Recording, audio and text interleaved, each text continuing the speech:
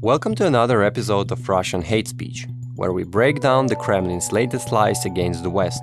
On June 26, 2025, during the program Evening with Vladimir Solovyov on the Russian state channel Russia 1, statements were made that contained elements of hostile and warlike language directed at European Union countries. During the program, Andrei Kartopolov, head of the State Duma Committee of Defense, United Russia faction, Colonel General, pushed a narrative of an inevitable conflict with the West and direct threats to Europe.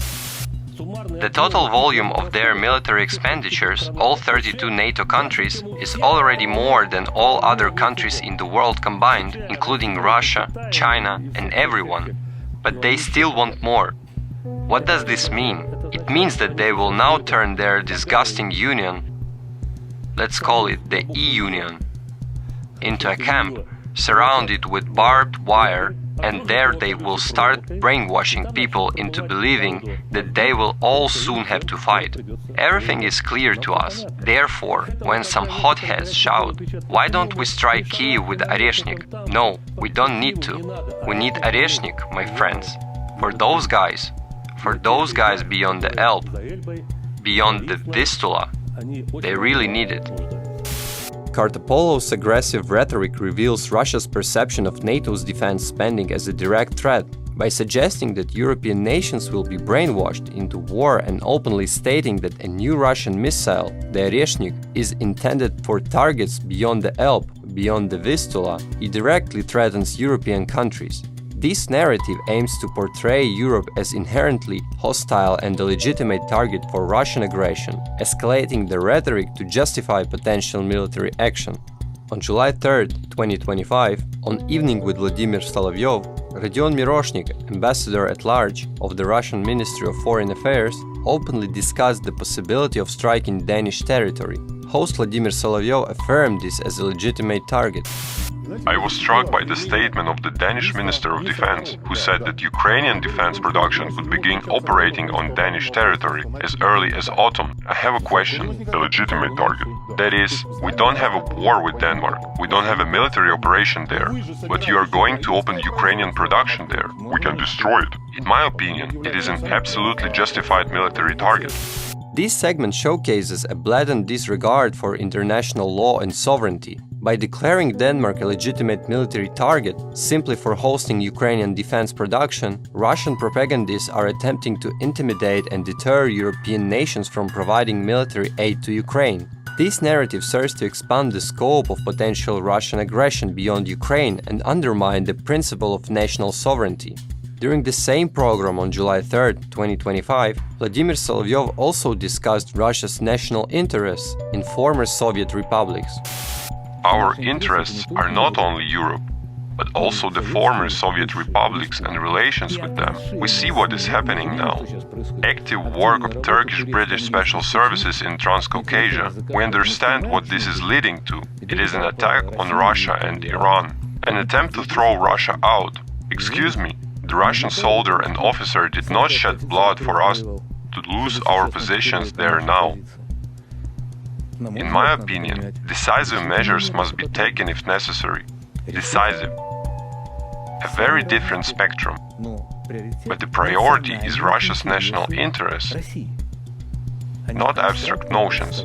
Oh, we are here. No. There is only one priority, and we must understand very clearly. We must not allow NATO bases near any of our borders, near any of our neighbors. Solovyov's statement reveals Russia's imperialistic ambitions, asserting its national interests, extend to former Soviet republics and threatening decisive measures against perceived threats to its influence. This narrative aims to justify potential Russian intervention in neighboring countries under the guise of protecting its interests and preventing NATO expansion, challenging the sovereignty and independence of these nations. On June 26, 2025, on Evening with Vladimir Solovyov, the host Vladimir Solovyov and political observer Vladimir Skachko promoted the narrative that Russia is preparing to fight NATO because there is no way out. No respite. The Parliamentary Assembly adopts a decision on creating some tribunals, some investigations. We have no illusions, we have to fight them. Thank God, if there are no illusions, I will only be glad. Unfortunately, I will only be glad. This exchange openly discusses the inevitability of a war between Russia and NATO, celebrating the absence of illusions about the future conflict. This narrative aims to normalize the idea of a large-scale war, preparing the Russian population for military escalation and framing any Western actions as hostile provocations that necessitate a Russian response.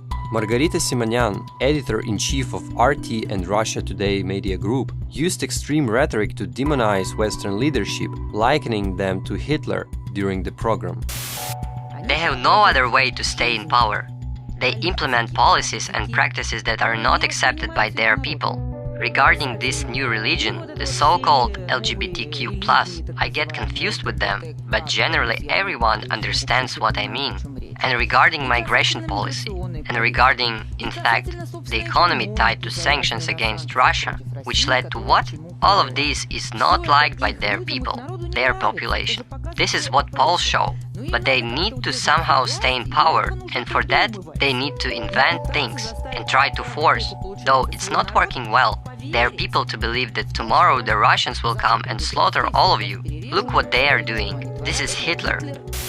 Simonyan's incendiary comments attempt to discredit Western governments by portraying their policies as unpopular and forced upon their citizens, using deeply prejudiced and misleading language regarding LGBTQ+ rights and migration. By evoking the image of Hitler and suggesting that Western leaders are trying to convince their people that Russians will come and slaughter all of you, she aims to paint the West as deceptive and fear-mongering, thereby justifying Russia's actions.